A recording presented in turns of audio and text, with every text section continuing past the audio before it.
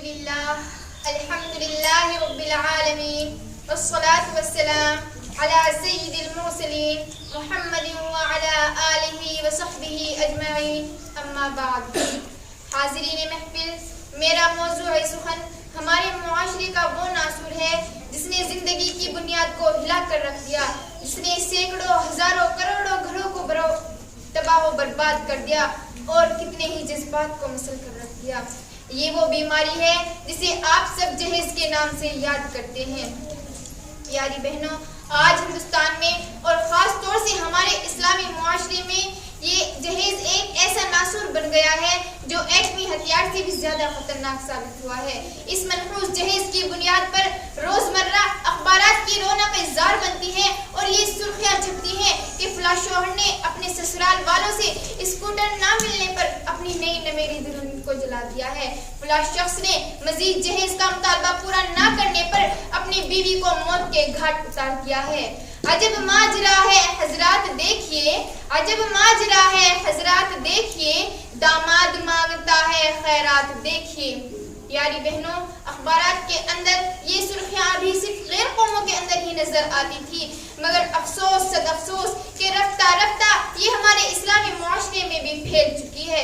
روزمرہ اخبارات کے اندر بھیڑ چڑھنے والی کہیں فاطمہ، کہیں رضیہ، کہیں شبنم، کہیں فرزانہ اسلامی شریعت کے نام لیواؤں سے یہ کہہ رہی ہیں کہ کاش ہماری اسلامی شریعت کتابوں اور وعظوں کے بجائے عمل میں آ جاتی. اسلام کے پاس بنو عورت رب ذوالجلال کی طرف سے عطا کردہ وہ حسین تحفہ ہے جس نے انسانی زندگی کو رعنائی بخشی. اسی کے دم سے نظاروں میں خوبصورتی پیدا ہوئی. اسی معصوم کلی نے حضرت آدم علیہ السلام کی زندگی سے خوف و وحشت کو دور کیا. مگر ان سب کے باوجود تاریخ عالم ان دردناک واقعات سے بھری پڑی ہے کہ کبھی نمرود نے اپنی بیٹی کو ایمان لانے کی پاداش پر آگ میں ڈالا، تو کبھی عرب کے جاہل معاشرے نے لڑکیوں کی پیدائش کو اس قدر منحوس تصور کیا کہ ان کو پیدا ہوتے ہی زندہ درگور کر دیا جاتا تھا. پیاری بہنوں، آج بھی ان دو معصوم شیزاؤں پر ظلم و ستم اور جبر و تشدد کے پہاڑ توڑے جا رہے ہیں. جب کسی گھرانے میں لڑکی جوانی کی دہلیز پر قدم رکھتی ہے تو والدین کی نیند حرام ہو جاتی ہے، زندگی کا ہر لمحہ صاف بن کر ڈسنے لگتا ہے. ایک طرف لڑکی کی اٹھتی ہوئی جوانی ہوتی ہے تو دوسری طرف جنسی بھیڑیوں کی اٹھتی ہوئی نگاہیں ہوتی ہیں اور تیسری طرف پڑوسیوں کی چیمی گوئیاں ہوتی ہیں. جب والدین اس گلاب کے پھول کو سجانے کے لیے کسی لڑکے کی تلاش کرتے ہیں تو جہیز کے مطالبات ان کے ارادوں کو وہیں مسمار کر دیتے ہیں، وہیں مٹی میں دفن کر دیتے ہیں.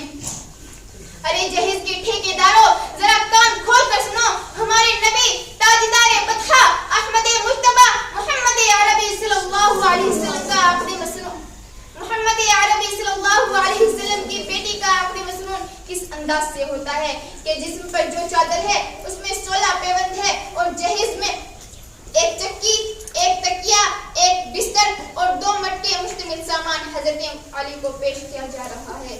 آج ہم کہتے ہیں ہمارا بیٹا ڈاکٹر ہے، ہمارا بیٹا انجینئر ہے، ہمارا بیٹا پائلٹ ہے، ہمارا بیٹا گریجویٹ ہے، ہمارا بیٹا سعودی عرب میں رہتا ہے، اسی لیے جہیز میں جہاز چاہیے. ارے اولاد پیدا کر کے جہیز کی تمنا کرنے والوں، ذرا کان کھول کر سنو، اگر تمہارا بیٹا گریجویٹ ہے تو حضرت علی امیر المؤمنین تھے، اگر تمہارا بیٹا پائلٹ ہے تو حضرت علی فاتح خیبر تھے، اگر تمہارا بیٹا ڈاکٹر ہے تو حضرت علی خلیفہ رسول تھے، اگر تمہارا بیٹا پیکر سیاست ہے تو حضرت علی پیکر ولایت تھے. آئیے آج سے ہم سب مل کر عہد کریں کہ اس جہیز جیسی ملعون چیز کو مٹا کر دم لیں گے. یہ سنگ گراں جو حائل ہے رستے سے ہٹا کر دم لیں گے، یہ سنگ گراں جو حائل ہے رستے سے ہٹا کر دم لیں گے. ہم پھول بھی ہیں، تلوار بھی ہیں، باطل کو مٹا کر دم لیں گے. وما علینا الا البلاغ. السلام علیکم.